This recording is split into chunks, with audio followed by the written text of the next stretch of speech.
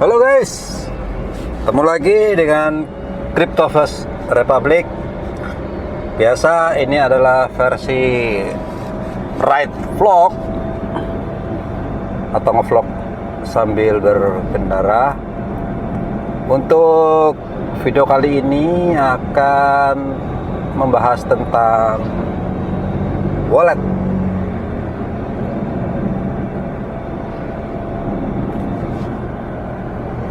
Oke, di dalam dunia blockchain, kalian tahulah, kalau yang udah kenal kripto ya, ada namanya wallet. Nah, wallet yang selama ini kalian kenal ya sama seperti e-money, kemudian Dana, OVO, kemudian apalagi Etol gitu-gitu, itu orang nyebutnya adalah e-wallet. Dompet elektronik wallet. Ya sama juga dalam dunia blockchain itu ada juga dinamakan adalah wallet. Jadi kalau misalkan e-walletnya Dana OVO menggunakan kode diikuti nomor telepon, e-money dalam bentuk angka, karena biasanya angka itu yang susunan angka berapa digit itu ya. Kemudian kalau di kripto ya dia susunan dari huruf, angka, simbol, huruf besar, huruf kecil. Jadi lebih complicated saja. Sekarang secara fungsi apa sih wallet? Wallet ya kalau kalian yang sudah biasa ya nomor rekening. Dah sederhananya seperti itu. Jadi kalau kita mau menerima transferan dari orang lain, misalkan dari Dana ke Dana, OVO ke OVO, atau lintas wallet Dana ke OVO, bisa nggak ya? Saya belum pernah sih guys. Tapi kalau nggak salah kemarin Dana ke OVO nggak bisa ya. Saya punya OVO mau ke Dana, itu kemarin nggak bisa, nggak tahu, saya belum cari tahu selanjutnya, tapi seperti itu adalah untuk lintas wallet. Jadi kalau kita mau transfer, mau nyimpan ya bisa di sana. Jadi seperti yang kita ulas kemarin bahwa kripto adalah bank, ya wallet ini ya sama, bank-bank juga. Kenapa begitu? Sifat bank adalah untuk alat transfer, menambah dan mengurangi, itu saja kan. Jadi kalau dapat transferan ya ditambah, kalau kita transfer dikurangi, udah sesimpel itu. Fitur-fitur lain, kredit, hutang atau apa segala macam itu kan hanya fitur aja, fitur tambahan supaya orang mau naruh duitnya di sana gitu ya. Nah, di dalam wallet juga sama, uang kalian misalkan di Dana gitu, emang nggak dipakai sampai pemiliknya dipakai guys. Jadi uang misalkan 10 juta atau bahkan sejuta, bahkan 100.000 atau 10.000 sekalipun yang ada di situ, itu kan punyamu saja. Satu, memang kecil, 10.000 punyamu gitu. Tapi kalau dia punya nasabah 1.000 orang, udah tinggal kalikan aja gitu. Nah, uang yang di wallet keluar masuk keluar itu kan sangat banyak guys, sangat banyak. Itu miliaran itu dalam transaksi hariannya gitu, terutama yang wallet besar. Makanya bank itu yang duitnya kayak BCA yang nasabahnya udah berjuta orang, yang duitnya banyak itu triliunan. Nah, di dalam wallet kripto itu apa yang membedakan gitu ya. Jadi kalau kan itu udah sama bilang tadi kan, ya kripto ya sama seperti e-money, sama seperti bank, seperti BCA, BNI, Mandiri, ya sama kan, karena kripto bisa disimpan di namanya adalah wallet. Nah, wallet ini di dalam kripto fiturnya ya, kalau ngomong fitur, kalau BCA kan banyak ya, beli token, beli pulsa, beli segala macam, bayar ini bayar itu kan bisa. di dalam dunia kripto blockchain memang belum ada gitu-gitu ya. Paling wallet kita pakai untuk staking. Kalau buat membayar sesuatu ada di dunia maya, cuman ya belum banyak lah, yang juga sifatnya global ya, nggak ini.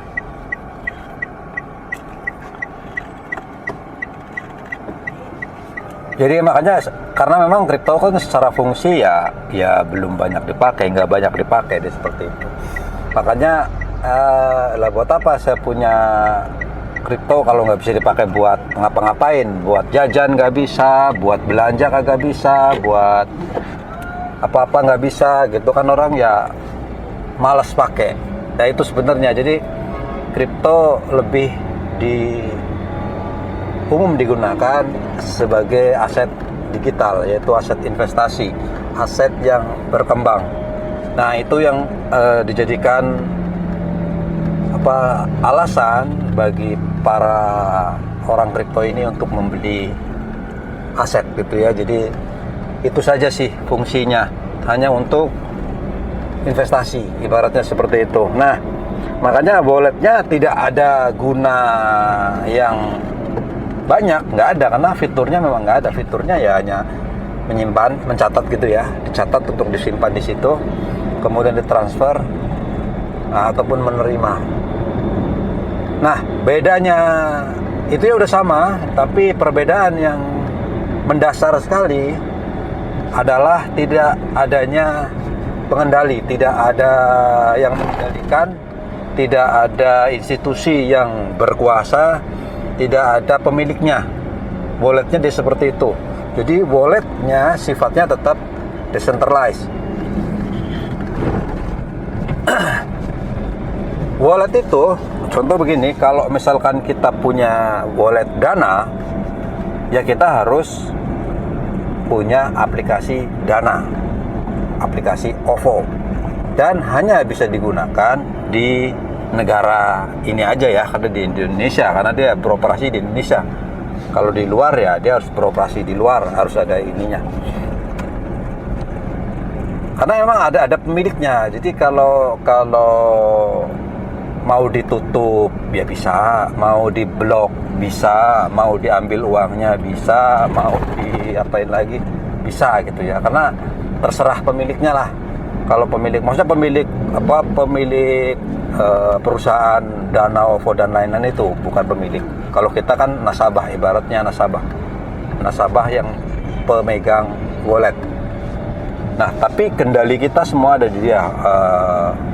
KTP, data diri, data pribadi, nomor telepon, semua ada di dia. Itu adalah untuk wallet umum, dan juga bahkan bank, rekening bank juga sama, butuh semua itu gitu ya. Nah kalau wallet kripto itu tidak ada pemiliknya guys. Jadi misalnya nih sehari ini pakai Trust Wallet bikinnya Trust Wallet, buka wallet, kemudian kita dapat kuncinya kita catat gitu ya, kita catat. Begitu kunci ini kita simpan, kita tidak harus pakai Trust Wallet lagi, tidak harus. Bahkan Trust Wallet bangkrut, Trust Walletnya hilang pun, Trust Walletnya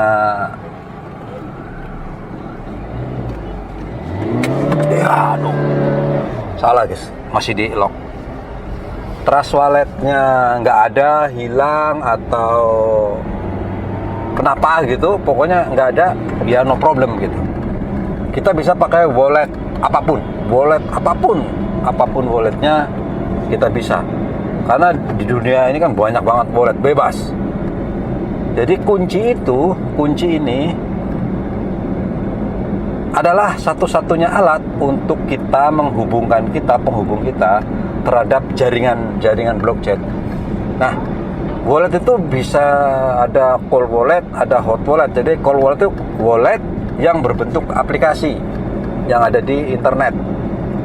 Jadi kita harus install aplikasinya bebas, aplikasi wallet apapun yang ada di dunia, mau yang bener mau yang nggak bener, yang menipu yang nggak menipu, itu semuanya ada.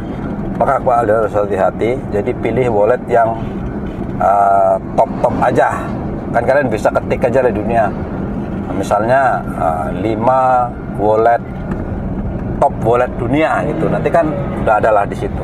Biasanya Google itu ya nggak mudah bohong gitu, artinya seperti itu. Jadi kalau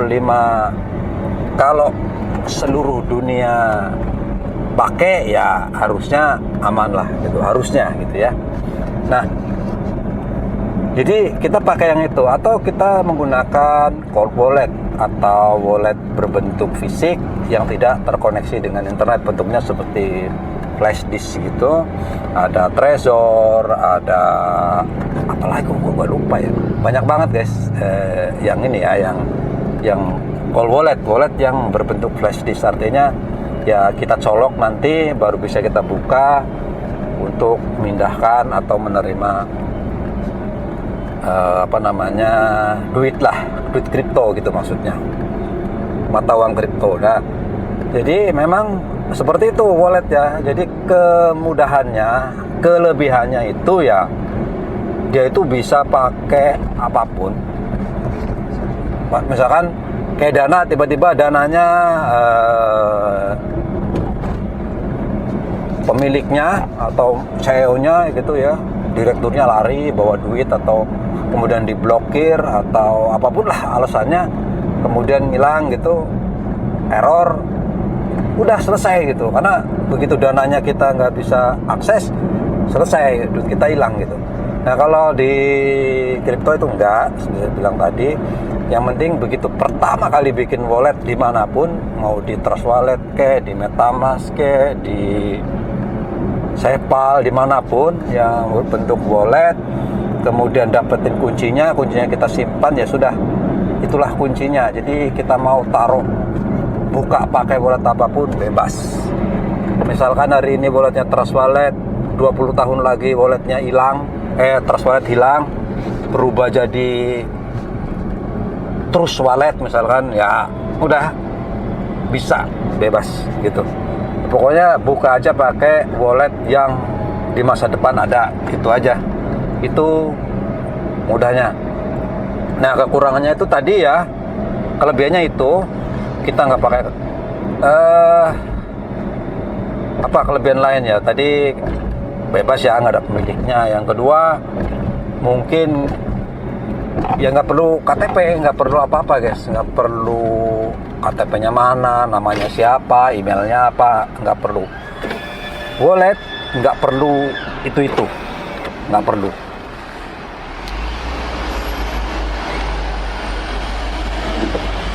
Cukup install, terus buka wallet, dapatkan kunci, sudah. Kalau nanti mau recovery yang lain, misalkan suatu saat kita pengen ngejual, udah tinggal install wallet, recovery, masukkan kuncinya, kebuka, transfer, sudah. Itu aja sih. Jadi yang penting kan kuncinya dapat. Nah, nanti kalau mau kirim ya kita tinggal ambil addressnya aja, address dari koin itu, untuk kita nerima transferan lah misalnya. Jadi hanya untuk ingat-ingat itunya aja. Kalau misalkan kita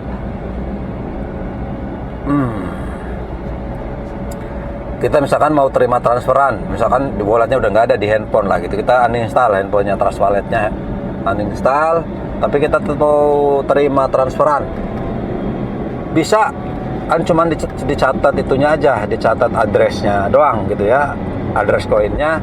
Kemudian kita lihat di Google, di Chrome, Mozilla, dimanapun lah gitu, tinggal ketik aja scan-nya. Misalnya mau terima BNB ya tinggal ketik aja bisa scan. Kalau kita mau terima koin-koin Ethereum ya tinggal ETH scan, gitu aja. Jadi sesimpel itu.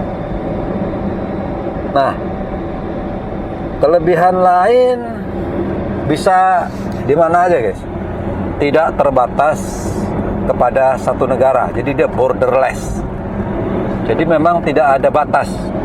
Lu mau dibawa ke Afrika, ke Amerika, ke Kanada, ke Inggris, kemanapun, ke seluruh kolong langit, asalkan dia ada internet, bisa. Bahkan di tengah laut yang nggak ada sinyal, kalau punya Starlink itu di laut bisa. Ya, seperti itu ya. Jadi itulah kelebihannya dia, karena dia anggap borderless. Kalau BCA, BRI, OVO, Dana ya begitu dibawa ke Malaysia ya udah nggak bisa. Mau dibawa kemana nggak bisa gitu ya. Jadi memang wallet ini sifatnya adalah milik pribadi, yang megang pribadi. Karena sifatnya itu adalah decentralized, ini tidak ada yang menguasai, tidak ada yang mengendalikan, tidak ada yang bisa memblokir, tidak ada yang bisa, nggak bisa, pokoknya tidak bisa. Nggak bisa diblokir, nggak bisa ini nggak bisa.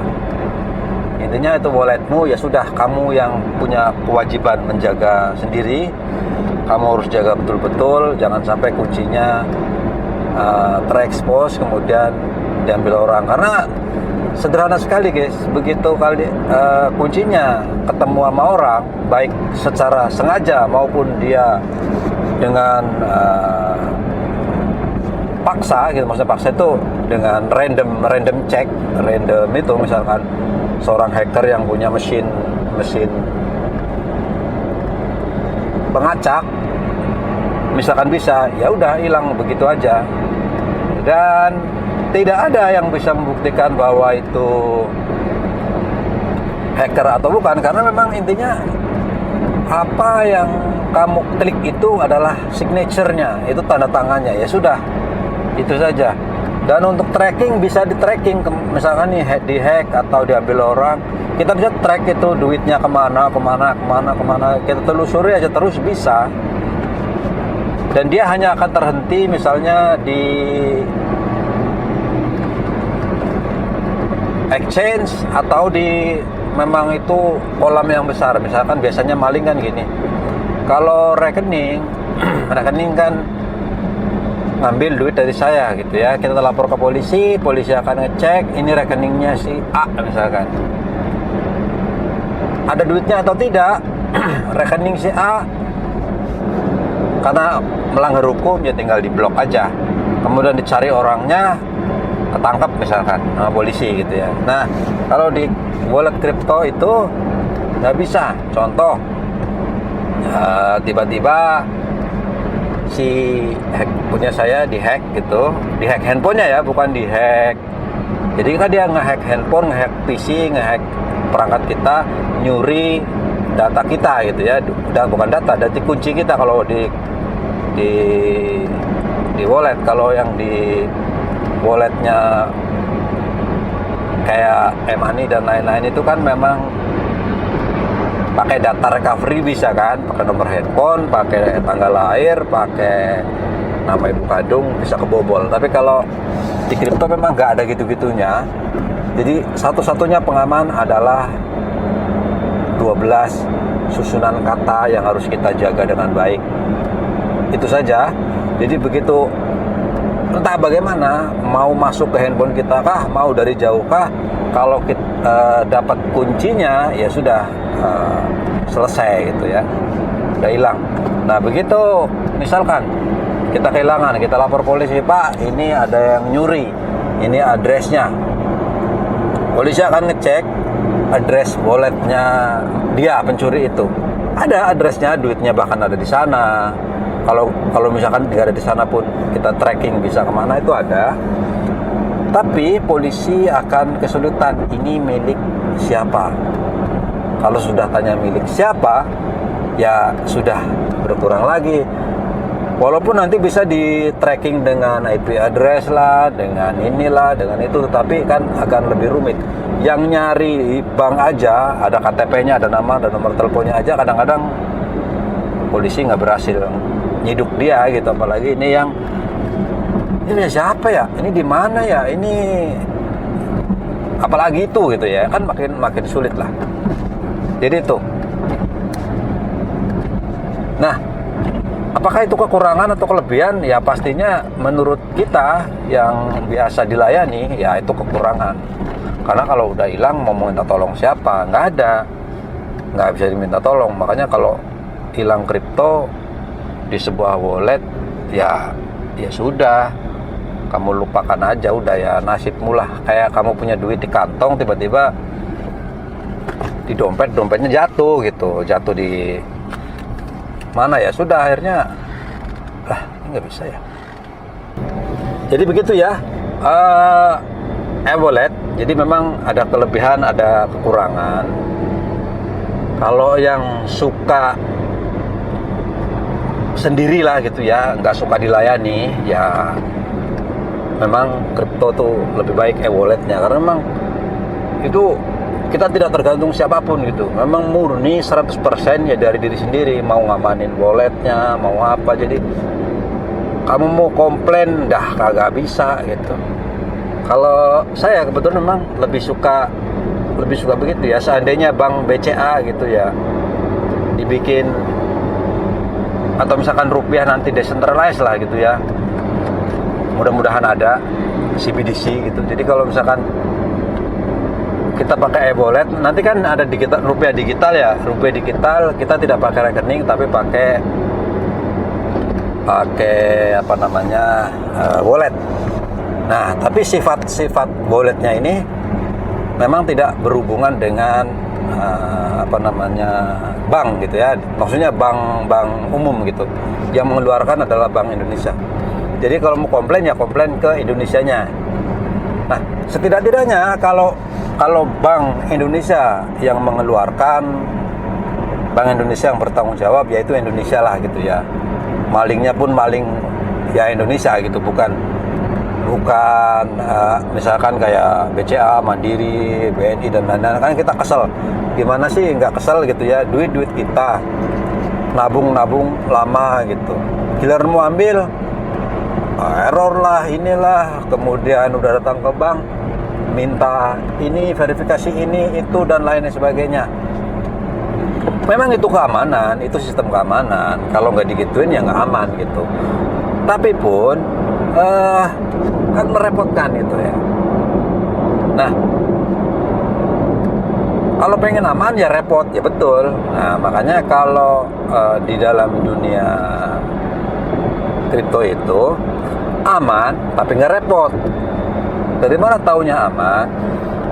Satu, ya memang nggak ada yang ngatur kan, nggak ada yang ngontrol gitu. Jadi kalau misalkan yang bikin nggak boleh ditarik kan ada petugas kan di meja. Dia saking berkuasanya, seorang teller dia bisa loh menghold duit kita.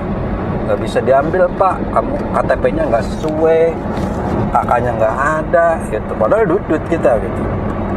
Semudah itu. Di ATM misalkan, dia tinggal klik doang, blok nomor rekening saya, selesai juga. Waduh, itu kan ada orang lain yang mengendalikan duit kita.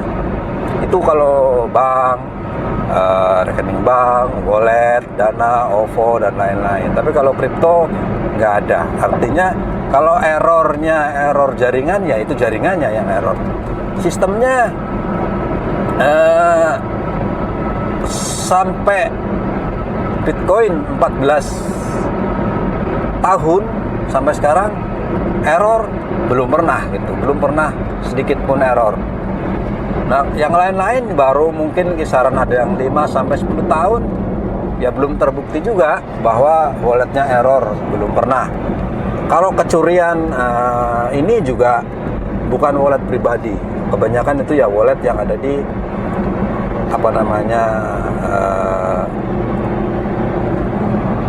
di handphone kita lah, kebanyakan mereka ngambilnya gitu ya. Jadi kalau bobol secara langsung itu nggak bisa, karena ngebobol itu kan berarti kan kita harus memecahkan kunci keamanan sebanyak 12 susunan kata itu tadi yang kita simpan.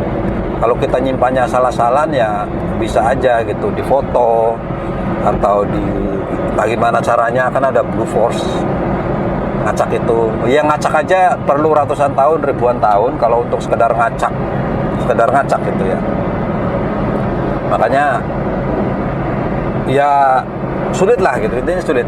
Aman tapi nggak repot, ya itu kripto gitu sebetulnya dari wallet kripto tadi. Cuman kekurangan lain ya karena itu barang baru, teknologi baru, sistem baru, mungkin secara negara ya belum memakai gitu ya. Mungkin sudah aku pakai sih, kalian bisa lihat project Garuda. Jadi itu adalah project kripto di mana nanti ada rupiah digital. Ada juga Cina juga punya, Amerika punya, semua negara sedang mencoba bikin itu pakai jaringan blockchain ya. Mungkin hanya caranya berbeda saja nanti. Tetap biar gimana pun ada yang ngontrol lah gitu ya, ada yang ngatur duitnya. Nggak serta-merta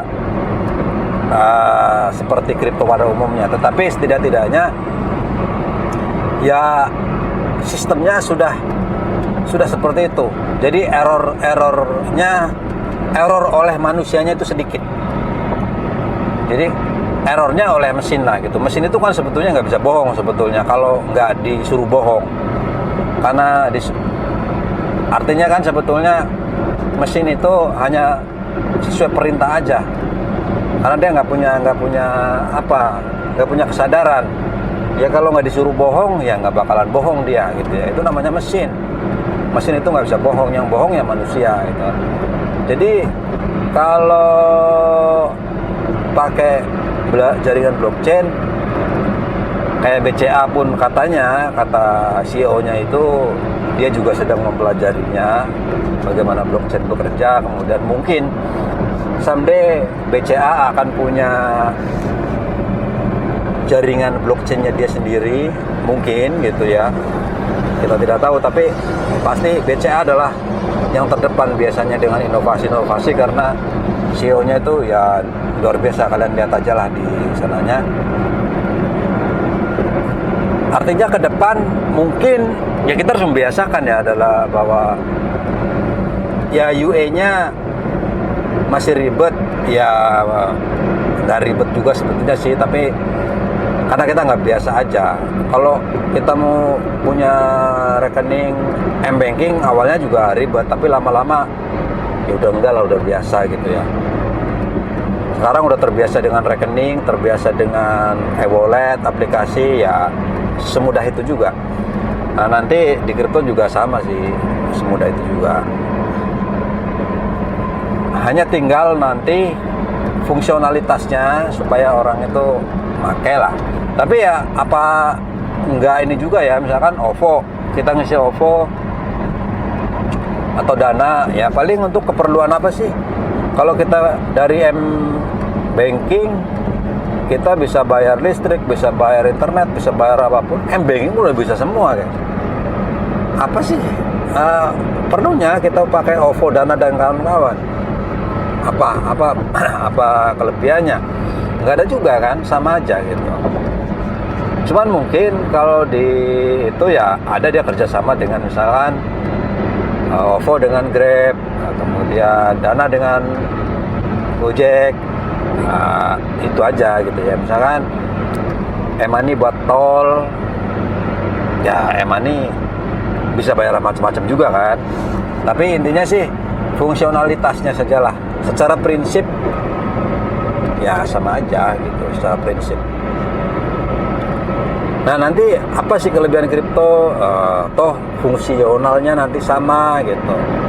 Ya memang nggak ada kecuali sistem keamanannya. Jadi begitu sudah pakai jaringan blockchain ya sudah, itu udah milikmu, tanggung jawab sepenuhnya olehmu. Jadi kamu jangan nyalain negara, jangan nyalain bank, nyalain orang, dan lain-lain. Itu murni dompet di kantongmu, isinya ya di dompetmu. Mau hilang, mau jatuh, mau dicuri, mau dirampok, mau dibegal, itu sudah urusanmu.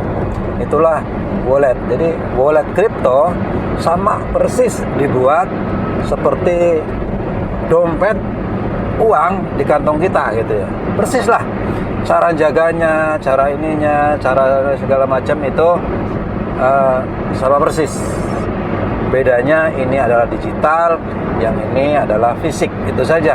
Tapi secara analogi itu dibuat semirip mungkin. Jadi tanggung jawab ya kita kan nggak mungkin dong duit kita kantongi di dompet kita dirampok, kemudian kita komplain negara, lu gila duit gua dia curi orang gitu. Saya mau minta kembalian duit gua. Ya nggak bisa begitu. Wong itu duitmu kamu yang megang gitu. Laporannya laporan kriminal, artinya ada orang lain yang mengambil bukan haknya. Udah itu saja. Nanti dalam kripto juga sama, bahwa wallet itu sudah milik pribadi. Negara tidak ikut campur dengan isinya, dengan keamanan walletnya, itu urusan masing-masing. Jadi jangan pernah, jadi kamu harus sehati-hati bawa dompet, itu saja. Sehati-hati kamu bawa dompet di kantong, persis seperti itu. Sehati-hati itu, karena kalau BCA, rekening BCA mungkin kamu masih bisa datang gitu ya ke sana komplain. Ini saya nggak melakukan loh, gini. Ya, pokoknya begitu. Tapi di blockchain udah tidak bisa. Jadi kamu harus jaga betul. Nah itu perbedaannya guys ya. Oke, itu video kali ini. Oke, mudah-mudahan bermanfaat. Thank you dan bye-bye.